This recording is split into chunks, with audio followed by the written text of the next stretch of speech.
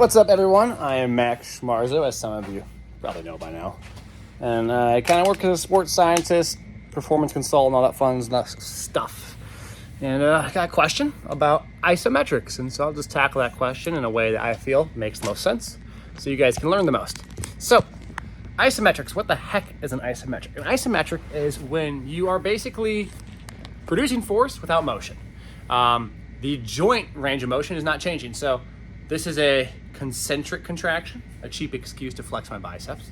An isometric contraction of the bicep, I can hold it right here and flex as hard as I can, so my tricep is pulling with equal amounts of force around the joint to create an equal tug and pull on my bicep, well, I guess my elbow joint, to keep it stationary.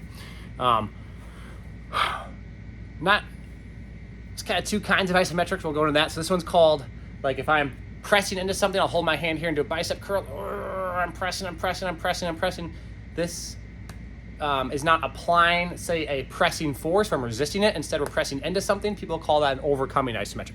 You're trying to overcome the isometric, that is an immovable object, and you're pressing against it, and this bicep is, working as hard as it can. The second one is a yielding isometric. Same concept in the sense that forces are equal, but this time this object is pressing into this one, and it's pressing, and let's say there's 200 pounds of force coming from here and 200 pounds of force coming from here, and we're pressing. The minute this drops 190 pounds of force, we'll start to see movement, right? Because the force produced this way is less than the force produced that way. Little physics reminder, by the way, if I am pressing into, let's say this guy's not moving, I'm pressing into it with 200 pounds of force. Remember, there are still 200 pounds of force pressing back into us. Physics. So two kinds of isometrics, yielding and yielding, which is the one resisting, and overcoming, pressing into. Within that umbrella, you can think about the duration and intensity as two subcategories of effort. So in a yielding one, where I'm holding that position, the intensity is going to be dictated by how much is pressing against me. And in the overcoming one, I am voluntarily, under my own volition, pressing into it, so I control how much. So let's say this is immovable, and we have an isometric, and we're press. I might start out pressing with all my effort, and that's 200 pounds of force, but I get tired. I'm kind of tired, and by the end, I'm only pressing with 50 pounds of force. But again, we're not moving because we're pressing into an immovable object. The yielding one, let's say press with 200 pounds of force, and I'm holding for 10 seconds, and then 11, I'm falling apart because I can't produce as much force anymore.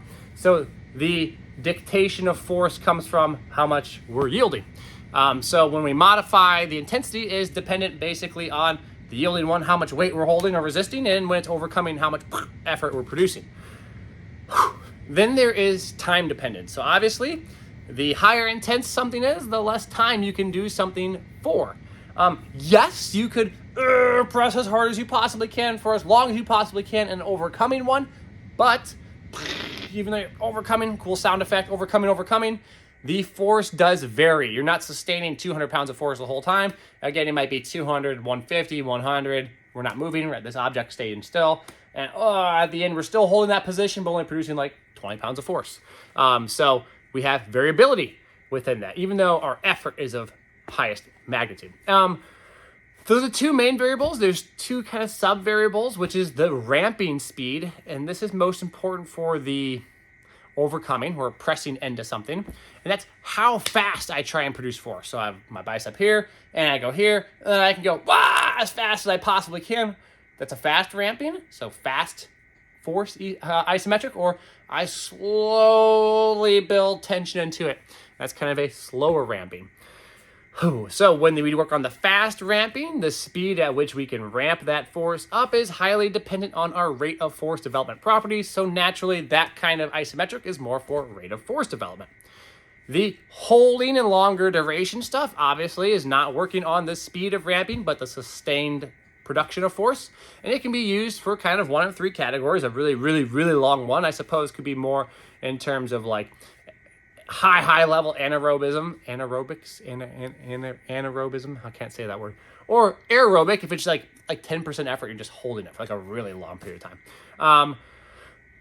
Don't want to go into the physiology too much. Some weird stuff does happen based on how intense that contraction is with the blood flow and whether or not it's becoming more anaerobic. If you really hold it, it's going to become anaerobic because it actually cuts off the blood flow. So this is like how BFR works, blood flow restriction.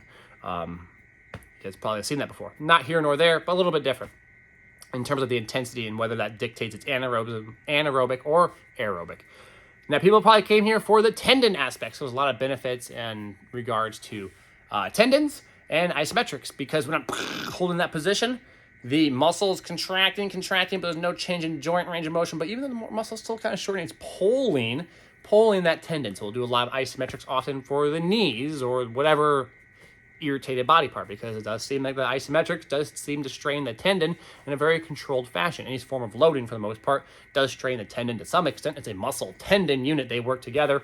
But isometrics have a unique property because of that sustained hold. Now, what happens is we can maybe start off with holding for a very long period of time, 45 seconds, to help mitigate some of the pain, but that's not necessarily an oodle amount of strain to create adaptation. They found more recently that higher intensity strain actually produces better adaptation. So 10 seconds in the higher end of the intensity realm probably makes total sense. And the kind of last realm is isometrics in long length positions. This is neither for force production in terms of muscular strength, nor is it for tendon health, but it's for training a more vulnerable position in a very controlled fashion. So let's say I'm working on the end range of my bicep, it's a big stretch here. I'm like, oh, that's kind of like maybe I'm rehabbing it in some way. I tweaked it, or I just want to work on the end range strength.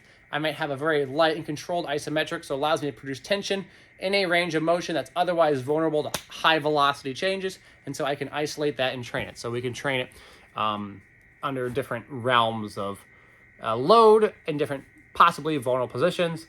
There's some neurological aspects of it. I believe functional range conditioning, FRC, focuses on that, and that's not what this video is about, but that's something you can look into further. So isometrics, who, what, where, when, why, we just kind of talked about it, and hopefully it makes sense. I appreciate you guys as always. Big excuse to flex the biceps when you're doing isometric examples. Plus this great lighting coming in. Who doesn't enjoy good lighting when you do bicep flex? Appreciate y'all. Take care.